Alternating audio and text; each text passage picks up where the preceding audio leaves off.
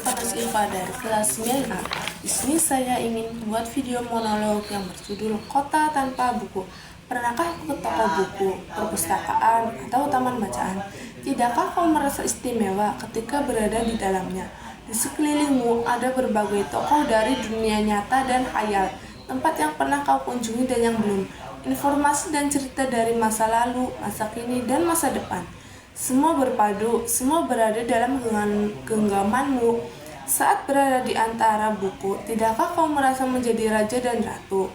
Ruang dan waktu seolah menyatu tanpa batas. Kau bisa terbang, melintasi sekat negara dan melewati berbagai zaman. Kau bisa menyelam ke dalam samudra, melayang di angkasa, bercanda dengan aneka satwa, dan berkelana di tengah padatnya kota dan rimba raya. Kau tahu, buku adalah jendela dunia, kunci pengetahuan dan pintu wawasan. Muhammad Hatta, sang proklamator berkata, "Aku rela dipenjara asalkan bersama buku, karena dengan buku aku bebas." Melalui buku, manusia terbebas dari ketidaktahuan. Tempat-tempat yang dipenuhi buku adalah harapan berkembangnya pengetahuan dan wawasan. Apa jadinya jika kota tanpa buku? Pantaskah dia disebut kota? Di kota itu, mungkin kabar datang dari sumber lain, dari koran, televisi, atau internet. Mungkin informasi dan cerita datang dari cerita nenek moyang. Bagai dongeng-dongeng sebelum tidur, irama warganya pun tiada beda. Bangun pagi, bertebaran di muka bumi untuk berbagai keperluan. Untuk kembali pulang siang, sore harinya, setelah itu mereka berangkat tidur dan memulai lagi hari berikutnya. Semua serupa.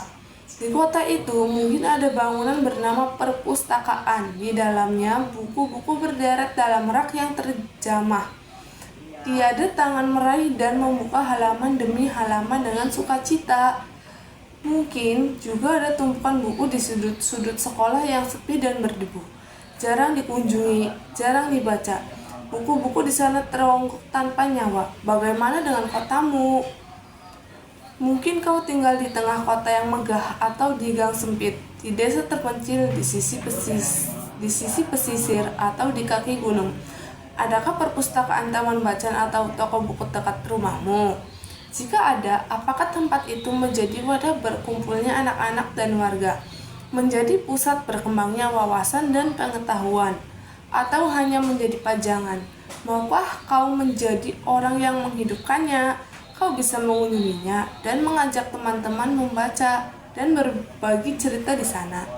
Jadikan tempat itu sumber kegembiraan dan pengetahuan. Jika tempat itu belum ada, maukah kau menjadi orang yang mulai menghadirkannya? Kau bisa memulainya dari sebuah sudut di teras rumahmu. Ajak teman-temanmu memulai langkah baru. Jangan biarkan waktu terlalu tanpa buku. Siapapun dirimu, bersahabatlah dengan buku. Dia akan menjadi teman setiamu sepanjang waktu. Sekian video monolog dari saya, kurang lebihnya mohon maaf. Wassalamualaikum warahmatullahi wabarakatuh.